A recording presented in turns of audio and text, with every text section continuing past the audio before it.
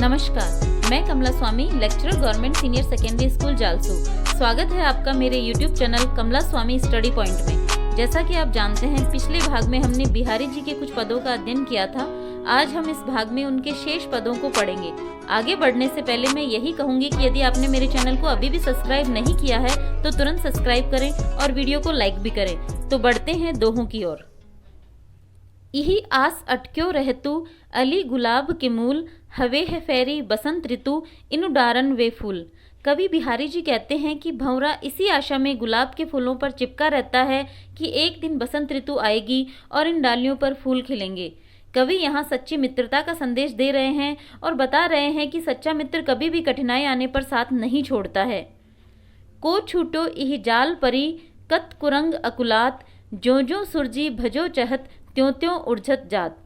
कवि बिहारी जी सांसारिक बंधनों में जकड़े हुए व्यक्ति को हिरण के माध्यम से कह रहे हैं कि हे बावले हिरण, तू जिस जाल में फंस गया है उससे आज तक कौन निकल पाया है। अर्थात जो इस सांसारिक माया में फंस जाता है वह कितना ही छटपटाए, कितना ही उससे बाहर निकलने का प्रयास करे, वह उतना ही उसमें फंसता जाता है।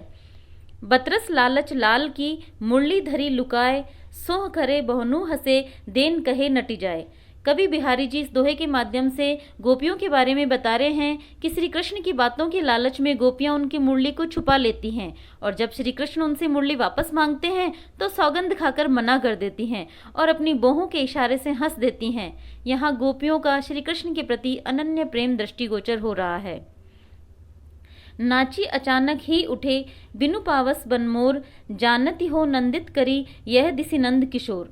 कवि बिहारी जी कहते हैं कि श्री कृष्ण के सांवले रंग को देखकर उन्हें बादल समझकर मोर बिना वर्षा ऋतु के ही नाचने लगते हैं। मुझे ऐसे लगता है हे सखी, आज हमारे नंदलाल श्री कृष्ण वन भ्रमण के लिए निकले हुए हैं। आज हमें उनके दर्शन अवश्य ही हो जाएंगे, अतः तुम अपनी व्याकुलता त्याग दो। लिखन बैठी जाकी छवि गही गही गरब गरूर, भय न केते जगत के चतुर चितेरे कूर। कवि बिहारी जी नायिका की सुंदरता का वर्णन करते हुए कहते हैं कि इस अपूर्व सुंदरी नायिका का सौंदर्य इतना आकर्षक है कि इसका वर्णन नहीं किया जा सकता। जितने भी चित्रकार उसका चित्र बनाने का अभिमान कर रहे थे वे असफल सिद्ध हुए, क्योंकि वे सब नायिका की सुंदरता का सही सही वर्णन कर ही नहीं पाए और उनका घमंड चूर चूर हो गया। झीने पट में झुलमुली झलकती ओप अपार, सुर तरु की मनु सिंधु में लसती सपल्लव डार। कवि बिहारी जी कहते हैं कि जब नायिका ने बिल्कुल महीन पारदर्शी वस्त्र पहने और घूंघट निकाला तब घूंघट में से उसके मुख का सौंदर्य इस प्रकार प्रकट हो रहा है मानो समुद्र में कल्प वृक्ष की पत्तों की सहित डाल लहरा रही हो। अर्थात झीने वस्त्रों में नायिका का सौंदर्य बहुत अधिक बढ़ गया है। कहत नटत रीजत खीजत मिलत खिलत लजियात, भरे बौन में करत है नैनन ही सो बात। कवि बिहारी जी कहते हैं कि जब नायक और नायिका एक भरे भवन में बैठे हैं और लोगों के बीच हैं तब उनके मुंह से न तो कुछ बोलकर निकल रहा है, वे अपनी सभी भावनाएं अपने नेत्रों के हाव भावों द्वारा ही व्यक्त कर रहे हैं। कभी ये आंखों से बातें करते हैं, कभी असहमति प्रकट करते हैं, कभी रीझते हैं तो कभी खींचते हैं। कभी उनके नैन मिलते हैं, कभी प्रसन्न होते हैं, कभी उनके नेत्रों में लज्जा का भाव आता है। तो इस प्रकार वे भरे भवन में अपने नैनों से ही बात करते हैं। कागद पर लिखत न बनत कहत संदेशु लजात, कही है सबू तेरो हियो मेरे हिय की बात। कवि बिहारी जी कहते हैं कि नायिका अपने मन के भाव को नायक से कहना चाहती है, लेकिन वह कागज पर अपनी मनोभावनाओं को लिख नहीं पा रही है और वह मुंह से कहने पर भी घबरा रही है, क्योंकि मुंह से कहने पर भी लज्जा उसकी बाधा बन जाती है। तब वह कहती है कि हे प्रिय, यदि मेरा प्रेम सच्चा है तो आप मेरे हृदय की बात स्वयं ही समझ जाएंगे। कहत सबे बैंदी दिए अंकु 10 गुनो होतु, तिये लीलार बैंदी दिए अगुनित बढ़तु उदोतु। कवि बिहारी जी कहते हैं कि किसी भी अंक के आगे बिंदु लगा देने से उसका मूल्य 10 गुना बढ़ जाता है, लेकिन नायिका के मस्तक पर बिंदी लगाने से उसका सौंदर्य अनंत गुना बढ़ जाता है। अर्थात बिंदी लगाने से नायिका के सौंदर्य में बहुत अधिक वृद्धि हो जाती है। डीठी न परतु समान धुति कनक कनक से गात, भूषण कर करकस लगत परसी पिछाने जात।